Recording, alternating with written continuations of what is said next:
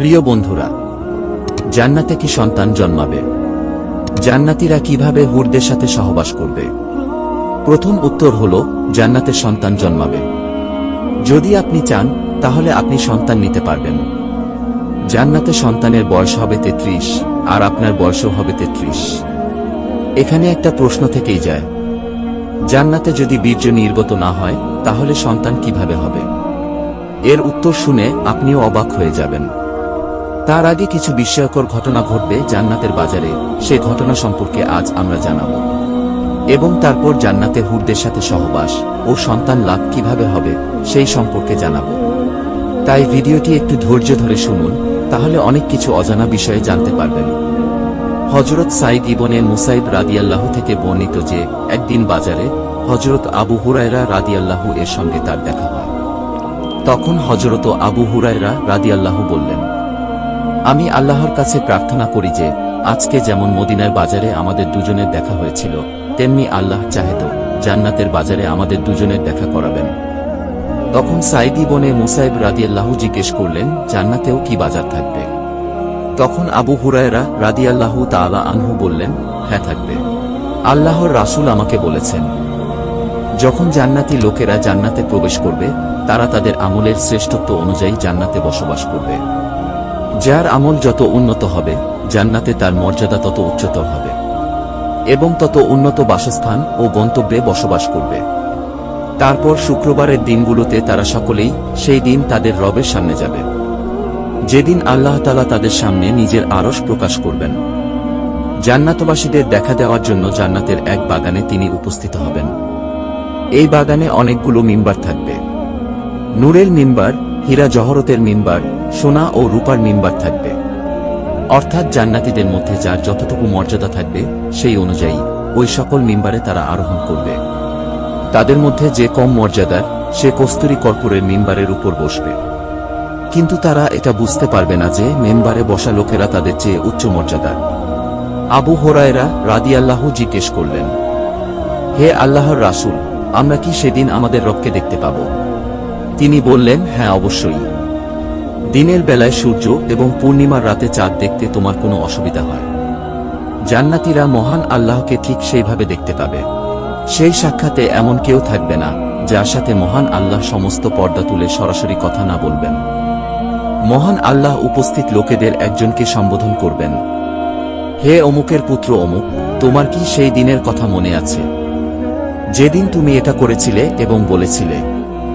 এই প্রশ্ন শুনে সেই বান্দা তার অপরাধ স্বীকার করবে এবং তখন সেই ব্যক্তি বলবে, হে আমার প্রভু, আপনি কি সেই পাপের জন্য আমাকে ক্ষমা করে দেননি? আল্লাহ তাআলা বলবেন, নিশ্চয়ই আমি তোমার সেসব গুনাহ মাফ করে দিয়েছি এবং তার ক্ষমার ফলস্বরূপ আজ তুমি এই পর্যায়ে পৌঁছেছ। অতঃপর হঠাৎ একখণ্ড মেঘ এসে তাদেরকে ডেকে দেবে এবং এমন সুগন্ধে ভরিয়ে দেবে যা আগে কখনো পাওয়া যায়নি। তখন মহান আল্লাহ বলবেন, এই দিকে, এই জিনিসের দিকে আসো, যা আমি তোমাদের মহত্বের জন্য প্রস্তুত করেছি সেদিকে আসো এবং তোমার পছন্দ ও ইচ্ছা অনুসারে যা চাও তা গ্রহণ করো। হযরত মুহাম্মদ সাল্লাল্লাহু আলাইহিস সালাম বলেন, জান্নাতের লোকেরা সেই বাজারে পৌঁছাবে যেখানে ফেরেশতারা ঘিরে রাখবে। এই বাজারে এমন কিছু থাকবে যা কোনো চোখ দেখেনি, কোনো কান কখনো শোনেনি এবং কোনো হৃদয় কল্পনাও করেনি। যদিও বাজারে ক্রয় বিক্রয়ের মতো কোনো ব্যবসা থাকবে না এবং সমস্ত জান্নাতীরা একে অপরের সাথে মিলিত হবে। সেই বাজারে আমাদের ইচ্ছা অনুসারে আমাদেরকে দেওয়া হবে। আবু হুরায়রা রাদিয়াল্লাহু তাআলা আনহু বর্ণনা করেন, রাসূল সাল্লাল্লাহু আলাইহিস সালাম বলেছেন, জান্নাতের বাজারে উচ্চ মর্যাদা সম্পন্ন ব্যক্তিরা নিম্ন স্তরের ব্যক্তিদের সাথে সাক্ষাৎ করবে, কিন্তু তারা বুঝতে পারবে না কে বেশি মর্যাদা সম্পন্ন আর কে কম। কেউ কাউকে তুচ্ছ ও অপমানিত বলে মনে করবে না। এটা এই জন্য হবে কারণ জান্নাতীদের মধ্যে কারো অন্তরে অহংকার থাকবে না। তখন নবী করিম সাল্লাল্লাহু আলাইহিস সালাম বললেন, এরপর আমরা সবাই দ্রুত আমাদের প্রাসাদ ও বাড়িতে ফিরে যাব এবং সেখানে আমাদের স্ত্রীরা আমাদের সাথে দেখা করবেন, মারহাবা এবং খোশ আমদেদ বলে আমাদেরকে স্বাগতম জানাবেন। প্রত্যেক স্ত্রী তার স্বামীকে বলবে, আপনি আমাদের ছেড়ে যাওয়ার সময় যে সৌন্দর্য ছিল, কিন্তু এই সময় আপনার সৌন্দর্য তার চেয়েও বেড়ে গেছে। তখন আমরা আমাদের স্ত্রীদেরকে বলবো, আজকে আমরা আমাদের রবের সাথে সাক্ষাৎ করার সৌভাগ্য অর্জন করেছি।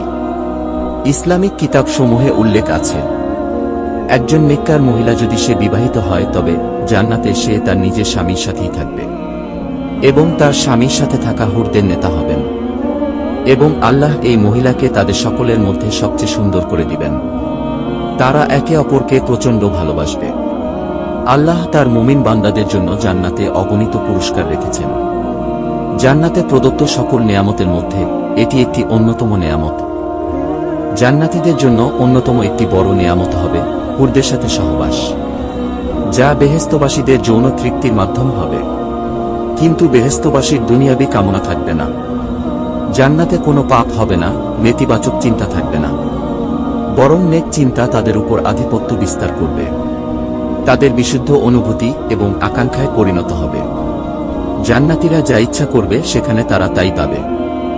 যদি তারা জান্নাতে সন্তান কামনা করে তাহলে সন্তান লাভ করবে, কিন্তু তারা এই পৃথিবীর সন্তানদের মতো হবে না। রাসূল সাল্লাল্লাহু আলাইহিস সালাম বলেছেন, যদি কেউ জান্নাতে সন্তানের ইচ্ছা পোষণ করে তাহলে তার ইচ্ছা পূরণ করা হবে। তবে গর্ভবতী হওয়া, সন্তান প্রসব করার সাথে সাথে সন্তানের বয়স 33 বছর হয়ে যাবে। অপর এক হাদিসে রয়েছে, জান্নাতের সহবাস করার ফলে তাদের বীর্য নির্গত হবে না, বরং তাদের শরীর থেকে মেশকের সুগন্ধিযুক্ত গাম বের হবে এবং সেই গাম থেকেই গর্ভবতী হবে, আর এভাবেই জান্নাতে সন্তান লাভ করবে।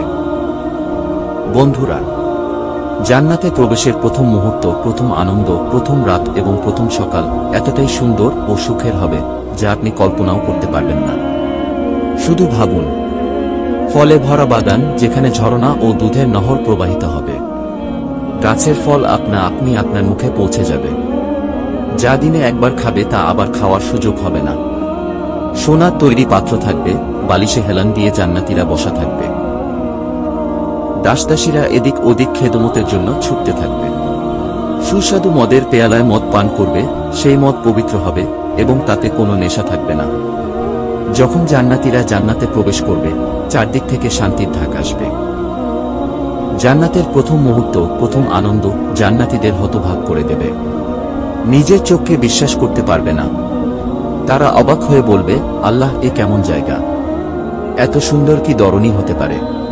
একবার ভাবুন, রক্তের সম্পর্ক আত্মীয়রা, অর্থাৎ বাবা মা, ভাই বোন, স্ত্রী, সন্তান, যাকে এক ঝলক দেখার জন্য দুনিয়াতে শত বছর ধরে অপেক্ষা করেছিলেন, হঠাৎ তারা আপনার সামনে আবির্ভূত হবে। তখন আপনার খুশির সীমা থাকবে না। অনুভব করুন, যখন আপনার সামনে বিভিন্ন খাবার রাখা থাকবে আর আপনি সবার সাথে খেতে বসবেন, খাবারের প্রতিটি লোকমা অসাধারণ হবে। এরপর হঠাৎ সেই দৃশ্য দেখা যাবে, যে দৃশ্যের সামনে জান্নাতের মতো মূল্যবান নিয়ামতকে অনর্থক মনে হবে। এটি সেই মুহূর্ত হবে যখন মহান আল্লাহ জান্নাতবাসীদের সাথে দেখা দেবেন। সেই মুহূর্তের আনন্দ ও সৌন্দর্যের সামনে সব সুন্দর অদৃশ্য হারিয়ে যাবে। আল্লাহ আমাদের প্রত্যেক ঈমানদারকে কবুল করুন এবং আল্লাহ যেন কোনো ঈমানদারকে এই দৃশ্য থেকে বঞ্চিত না করেন।